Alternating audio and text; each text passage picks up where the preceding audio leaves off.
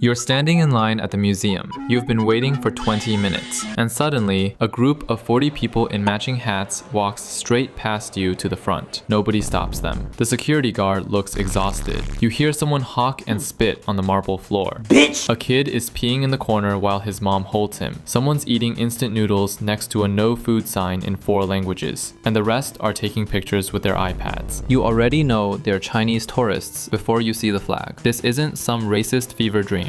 This happened to me last Tuesday, but I'll show you that in 20 years, this will be completely gone and a different country will take their place. I'm going to show you exactly why this is happening, why it's temporary, and which country is probably next. Here's something that will blow your mind. In 1990, the average Chinese person made $300 a year. Today, it's $12,000. That's a 40-fold increase in one generation. Say, your grandfather was a rice farmer who never left his village. Your father worked in a factory and saw a city once, while you have a passport and can fly to Rome. This progression usually takes centuries, but China did it in only 30 years. And this isn't the first time this has happened. Americans in the 1960s were nightmare tourists, loud, demanding, wearing Hawaiian shirts to the Vatican. Europeans wrote entire books about how unbearable they were, and Japanese tourists in the 1980s, same story. These are just a few examples, but the pattern is always identical. A country gets rich fast. Citizens travel for the first time but don't know how. Everyone hates them. 20 years later, they figure it out. Then someone new shows up to be hated. The only difference with Chinese tourists is the scale. When 150 million people start traveling at once, you will notice. If Luxembourg suddenly sent 150 million tourists abroad, we'd hate them too. So everything you're about to see isn't unique to Chinese culture. It's what happens when centuries of development get compressed into decades. But what is unique to the Chinese is their behavior. Okay, so why are they always in such large groups? Chinese tourists didn't actually want to travel in those massive groups. They had to. Until 2010, Chinese citizens couldn't get individual tourist visas anywhere. The only way out was group tours, with a minimum of 40 people and for 10 days. Hit 7 countries. Go, go, go. These tours are designed for one thing: visit as many countries as possible. They're not about experiencing culture, but about collecting passport stamps and photos. The entire European tour costs less than a single night at a decent hotel in Paris. How, you might ask? Well, that's because everything is pre-negotiated bulk rates, kickback schemes, and corner cutting. Here's how a Chinese tour of Europe works. You wake up at dawn, spend half the day on a bus, and the other half running a speedrun of Europe's landmarks. 20 minutes at the Eiffel Tower. You get another 15 at a castle. Eat lunch at a Chinese restaurant, and you will eventually finish off at a gift shop. The tour guides themselves are part of the problem. They're paid on commission from gift shops and restaurants. What they earn depends on how many jade bracelets and silk scarves the group buys. So they rush through actual attractions to maximize shopping time, lie about opening hours to skip museums, and make up histories to save time. This system turns normal humans into a swarm. They move in packs because getting separated means being lost in a country where you can't even read the alphabet. They push and shove because the bus leaves in 10 minutes whether you got your photo or not. They seem rude because they're scared, exhausted, and completely overwhelmed. Now you're probably thinking, okay, but what about the spitting and the baby at the museum? Let's talk about the behaviors that make people most uncomfortable and why they happen. The spitting. For centuries in rural China, spitting was basically the national exhale, adding coal smoke, dust, and polluted air. And spitting was considered as normal as drinking water. Beijing's been running anti-spitting campaigns since the Mao years, but when you've been taught since childhood that clearing your throat is healthy, no PSA is strong enough to stop it overnight. The bathroom situation. Rural China wasn't always equipped with public bathrooms. Kids grew up peeing wherever necessary.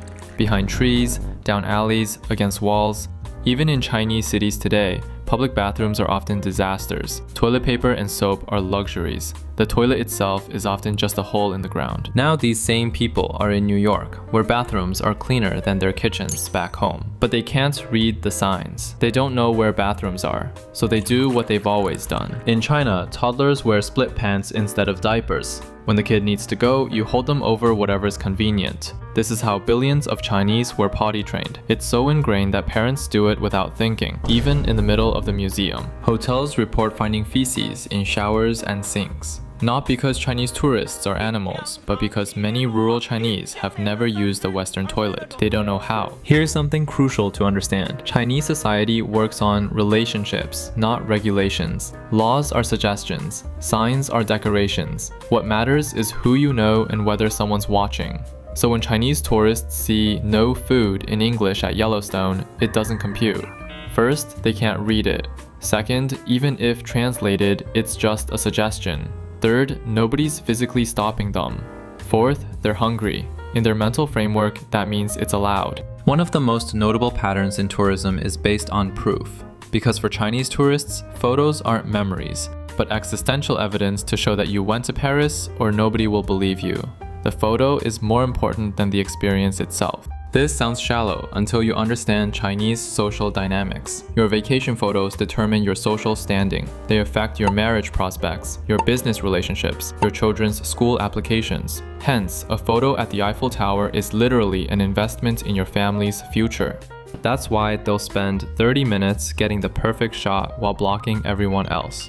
That's why they'll climb barriers, ignore safety warnings, and damage 1,000-year-old sites. Without the photo, the trip didn't happen.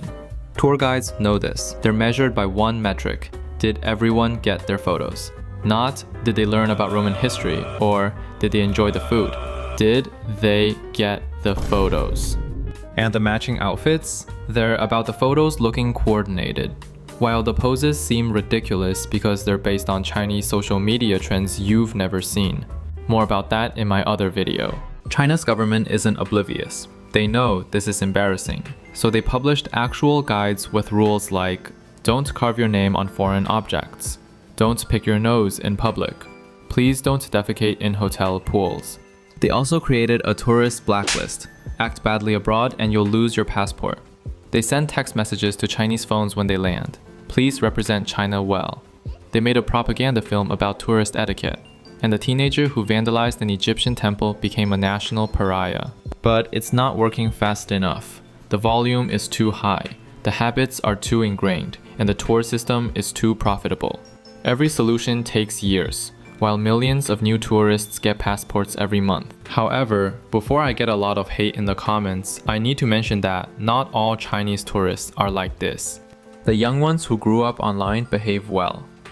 They watched Friends and Marvel movies, understand queues and quiet zones, and aren't touching museum displays. Post-90s and Gen Z travelers book independently, use translation apps, and they're embarrassed by the tour groups. When they hear Mandarin in Venice, some even switch to English and pretend to be from somewhere else. Then there are the rich Chinese tourists. You won't find them trailing flags or standing in line for group discounts, because they're in the first-class lounge, in boutique hotels, or in some private shopping suite that normal travelers never even knew existed.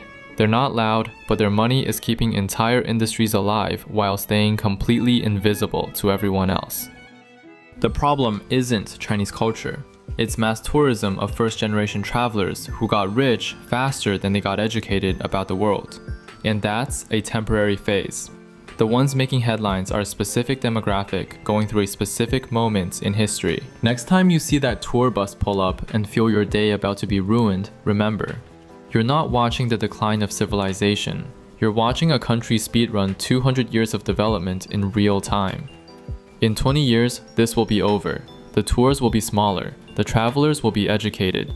The kids peeing in corners will be grandparents telling embarrassing stories, and someone new will take their place. My bet, India. With the highest population in the world and a rapidly growing middle class, by 2035, they'll have the world's third largest economy, and most of them have never left their state, let alone their country. The cycle will repeat. We'll make these same videos about Indian tourists, then maybe Nigerian tourists, then Indonesian tourists. Each generation will clutch their pearls and think their era of tourism was so much more civilized.